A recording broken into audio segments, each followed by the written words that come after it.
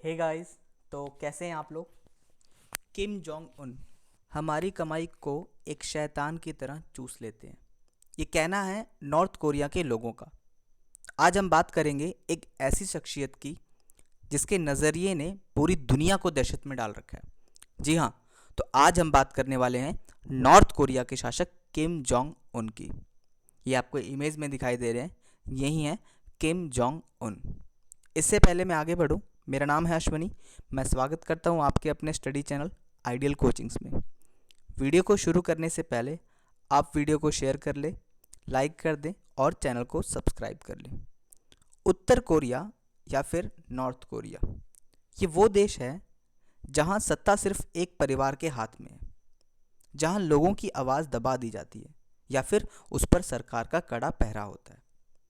यहाँ के लोग ना तो देश से बाहर जा फ़ोन कर सकते हैं और ना ही इनके पास इंटरनेट है, इसलिए यहाँ के लोगों से बात करना भी बहुत मुश्किल है। वैसे तो नॉर्थ कोरिया पूरी तरह से दुनिया से कटा हुआ है। हाँ, एक बात और, मेरे द्वारा जो भी जानकारी आपको दी जा रही है ये इंटरनेट पर उपलब्ध है, और जो भी मैं इसमें आपको दिखा रहा हूँ ये कुछ ऑफिशियल आर्टिकल्स और इंटरव्यूज़ पर आधारित हैं। वैसे तो इसके बारे में जानकारी निकालना बहुत मुश्किल है, तो जितना भी डेटा हो सका उतना मैं आपको यहाँ पर दिखाने की कोशिश कर रहा हूँ। वैसे तो किम जोंग उनका पूरा जीवन ही कॉन्फिडेंशियल है, फिर भी नॉर्थ कोरियन अथॉरिटीज़ का मानना है कि किम जोंग उनका जन्म 1982 में हुआ, लेकिन यूएस ट्रेजरी डिपार्टमेंट का मानना यह है कि इसका जन्म 8 जनवरी 1984 को हुआ। अब जैसे कि पहले ही मैं आपको बता चुका हूँ कि कोई भी पुख्ता सबूत तो है नहीं, कोई भी ऐसे एविडेंसेस है नहीं कि जिससे कि बिल्कुल बताया जा सके कि इनका जो जन्म था वो कौन सी डेट पर हुआ। साउथ कोरिया वाले कुछ कहते हैं, नॉर्थ कोरिया वाले कुछ कहते हैं, लेकिन जो यूएस ट्रेजरी डिपार्टमेंट है उनने बोला है कि 8 जनवरी 1984 को किम जोंग उनका जन्म हुआ। एक बास्केटबॉल प्लेयर थे डेनिस रॉडमैन, उन्होंने कंफर्म किया कि 8 जनवरी 2013 को जब ये लास्ट टाइम मिले थे नॉर्थ कोरिया के शासक किम जोंग उन से, उस टाइम ये 30 साल के थे। ये आपको ये वाले इमेज में दिखाई दे रहे हैं, ठीक है। यही हैं उनके फ्रेंड, किम जोंग उनके फ्रेंड डेनिस रॉडमैन, ठीक है। ये जो आपको ये इमेज में दिखाई दे रहे हैं, ठीक है। तो ये उस टाइम की बात है 2013 की, जिनके आधार पर जिनको मतलब इनका मानना था कि इनकी 30 ईयर्स तक की एज होगी, तो इसी के आधार पर यूएस ट्रेजरी डिपार्टमेंट ने अपना एक सम्मन जारी कर दिया। जितने भी अवेलेबल एविडेंसेस हो सकते हैं उससे एक बात तो ये तय है कि जो किम जोंग उन है ये सबसे बड़े बेटे नहीं थे, ठीक है। इनसे बड़े इनका एक बड़ा भाई था और एक उनकी छोटी बहन है और एक छोटा भाई भी था, ठीक है। तो ये दूसरे नंबर के हैं, ठीक है। उनकी उनके जो भाई है उनका नाम था किम जोंग चुल, और उनकी एक छोटी बहन थी जिनका नाम था किम यो जोंग। इनके पिता का नाम था किम जोंग इल, ठीक है। ये देखो, ये हैं किम जोंग इल, ये जो बीच में दिखाई दे रहे हैं यही है किम जोंग इल। लेकिन लेकिन लेकिन बात यहीं तक नहीं ख़त्म होती है। लोगों का मानना है, इनफैक्ट इनका भी यही मानना है, किम जोंग उनका ये कहते थे कि ये अपने फादर की तरह नहीं है, बल्कि ये अपने दादाजी की तरह है। दादाजी कौन? जिनका नाम था किम द्वितीय सॉन्ग संग बोलते हैं, किम द्वितीय संग, ठीक है। तो ये कहते हैं कि मेरी मेरी जो पर्सनैलिटी है वो मेरे फादर की तरह नहीं है। ऐसा क्यों? कि ये इनकी जो पब्लिक अपीयरेंस थी ये इतनी ज़्यादा अच्छी नहीं थी इनके पिता की। बहुत ये थोड़े शाय कह लें या फिर ये हकलाते थे पब्लिक अपीयरेंस में, तो इसलिए ये एक्टिव नहीं थे इतना ज़्यादा पब्लिकली। न्यूज़पेपर्स के लिए आर्टिकल्स वगैरह लिखा करते थे, न्यूज़पेपर में एक्टिव थे, लेकिन जितना इनके दादाजी और ये खुद एक्टिव हैं उतने ज़्यादा ये एक्टिव नहीं थे। और इनका यही मानना था किसी भी कोई भी ऐसा जो लीडर है उसका एक्टिव होना बहुत ज़्यादा ज़रूरी है पब्लिक के बीच में। ये तो रही उनकी कुछ बेसिक जानकारी। रिपोर्टर्स की माने और कई रिपोर्ट्स को भी अगर देखें हम लोग, तो लोगों का मानना है कि जो इनकी स्टार्टिंग की पढ़ाई थी वो स्विट्ज़रलैंड में हुई थी। इनके जो फ्रेंड्स जो दोनों भाई थे और एक जो छोटी बहन थी, उन सभी की जो स्टडी थी वो गिमलिन में इनकी स्टडी हुई थी। ठीक है, पाक चोल के नाम से जाना जाता है। 1993 से लेकर 1998 तक की बात है। तो ये भी कोई ऑफिशियल जानकारी नहीं है, जस्ट लोगों का मानना है कि हाँ इस टाइम तक इन्होंने स्टडी की होगी। ठीक है, कुछ लोग का कहना ये भी है कि बचपन में ये बहुत ज़्यादा शाय थे, पढ़ाई में अच्छे थे, बहुत ज़्यादा होशियार भी नहीं थे, लेकिन ठीक ठाक थे पढ़ाई में। हाँ, बास्केटबॉल खेलना इन्हें बहुत ज़्यादा पसंद था, देखना भी, इनफैक्ट देखना भी बहुत पसंद करते थे। बीबीसी न्यूज़ के अनुसार किम जोंग उन ने 2009 में पहली बार चुनाव लड़ा सुप्रीम पीपल असेंबली की ओर से। अब भाई अगर हम देखें, पूरी दुनिया के लिए किम जोंग उन भले ही एक तानाशाह हो, लेकिन वहाँ के लोगों के लिए भगवान से कम नहीं है। ऐसा क्यों भाई, ऐसा क्यों कह रहे हैं? ऐसा इसलिए क्योंकि वहाँ के लोगों को के पास और कोई ऑप्शन ही नहीं है कि वो क्या कहाँ जाएंगे दूसरी तरफ। ठीक है, तो ये वहाँ के कुछ इस तरीके का ज़मीनी हकीकत है। धीरे धीरे किम जोंग उन आगे बढ़ते गए, उनको 4 स्टार जनरल के बराबर की उपाधि दे दी गई। अब एक डेट आती है 17 दिसंबर 2011 को। इस टाइम इनके पापा की डेथ हो जाती है, यानी किम जोंग इल हैं, उनकी मृत्यु हो जाती है। अब इसके भी कोई पुख्ता सबूत नहीं है कि इसी डेट को इनकी मृत्यु हुई है। कुछ जानकारों का मानना है कि अपने पापा की मौत के बाद किम अभी पूरी तरीके से तैयार नहीं थे शासन के लिए, because of Jong Un was too inexperience to immediately lead the country. कोई एक्सपीरियंस नहीं था इनको, झूठ मूठ का मीडिया ने, लोगों ने इनको तो महामहिम बना रखा था, यानी कि एक जीसस क्राइस्ट से कम नहीं थे ये वहाँ के। पूरे तरीके से इनको भगवान बना के रखा है वहाँ के लोगों ने। ऐसा नहीं है कि इनके अंदर कोई बहुत ज़्यादा दैवीय शक्ति थी, बस कहने का मतलब वही है, डिक्टेटरशिप, तानाशाह की तरह से इनको इन्होंने काम किया और उसके बाद यहाँ के लोगों ने वैसा ही इनको बना दिया। उनके पास भी वो भी बेचारे, कोई डर एक ऐसी चीज़ है जो कि कुछ भी करवाती है। लेकिन किम जोंग उनके अंदर भी वो काबिलियत थी कि वे अपने पापा के बाद उनके उत्तराधिकारी बन सके। एक बात और, जैसा कि मैं आपको बता दूं, नॉर्थ कोरिया के लोगों के साथ साथ वहाँ की जो मीडिया थी वो भी पूरी तरीके से एक प्रोपेगेंडा कैंपेन चला रही थी। वहाँ की मीडिया की तो छोड़ो, अपनी मीडिया की बात करते हैं, इंडियन मीडिया की भी, यहाँ के भी बहुत कम नहीं है, इनके तो क्या ही कहने। इनको मसाला दिखाने के चक्कर में ये कुछ भी दिखाते, किम ने क्या खाया, किम का लाइफस्टाइल, किम की गर्लफ्रेंड्स वगैरह वगैरह और पता नहीं क्या क्या। अपने पापा की डेथ के कुछ दिन बाद ही उन्होंने अपने आप को सुप्रीम कमांडर घोषित कर दिया कोरियन पीपल आर्मी का। ये बात थी 24 दिसंबर 2011 की। किम जोंग उन जल्दी अपने पिता की पोस्ट पर आ गए, chairman of the central military commission के रूप में। अब वो समय आ गया था जब किम को जनता के साथ संवाद करना था।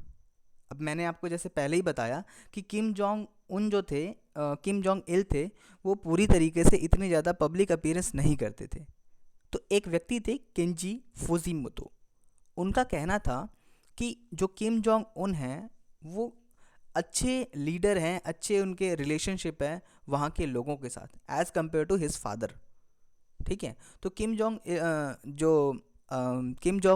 उन थे, उनके बारे में ये फुजिमोतो को कहना था।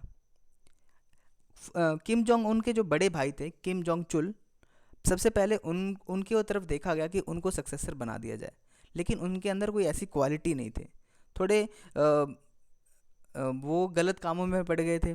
ठीक है, एक दो बार वो उनको अरेस्ट भी किया गया था। ठीक है, तो फाइनली ये कहा गया कि भाई इनको नहीं बनाना है। और जो इनका जो छोटे एक जो ब्रदर था वो बहुत ज़्यादा सॉफ्ट नेचर का था, तो पूरी तरीके से यही फिट बैठते थे सक्सेसर के टाइप में। तो ये चीज़ें इनमें देखने को मिलती थी। अब बात आती है कि इनका लीडरशिप स्टाइल है वो क्या है, किस तरीके से था। 2012 की बात है, किम जोंग उन ने एक शो अरेंज किया मोरनबंग में। बेसिकली वहाँ पर ये अपनी वाइफ को पब्लिक के सामने रिप्रेजेंट करना चाहते थे, पब्लिक के सामने दिखाना चाहते थे। जैसा कि हम पहले ही बता चुके हैं कि इनको कोई भी एक्सपीरियंस नहीं है आर्मी का, लेकिन इनको जो मतलब कि इनके पास एक्सपीरियंस ना हो, लेकिन डिक्टेटरशिप स्किल्स हैं वो काफ़ी ज़्यादा इनके हाई हैं। ठीक है, इनके सामने जो कोई भी आता है सबको मरवा देते हैं। पहले ही मैं आपको बता दूं कि नॉर्थ कोरिया के अंदर वन पार्टी रूल है। वहाँ पर सरकार के खिलाफ तो कोई बोल ही नहीं सकता, आप जा ही नहीं सकते उनके खिलाफ वहाँ पे। और ऐसी वहाँ की जो व्यवस्था बना रखी है इन्होंने, ठीक है, कि किसी तरीके से कुछ और हमें अपोजिशन में तो मतलब कि क्रिटिसिज्म तो हम कर ही नहीं सकते किसी भी चीज़ का। और वहाँ के लोग इनको, वहाँ के लोगों ने कोई और ऑप्शन ना होते हुए इनको पूरी की पूरी तरीके से भगवान बना के रखा हुआ है। ठीक है ना, चीज़ों को समझ रहे होंगे तो आई होप आप लोगों को पसंद आ रही होगी चीज़ें। ये इमेज में आपको दिखाई दे रही हैं, ये इनकी वाइफ हैं। ठीक है, तो इनके बारे में मैं आगे बता दूंगा आपको। ठीक है, तो बेसिकली क्या था कि कहा जाता है कि इनके खिलाफ कई प्रोटेस्ट भी हुए। सबसे पहला तो इनके अंकल ने इनके खिलाफ प्रोटेस्ट किया।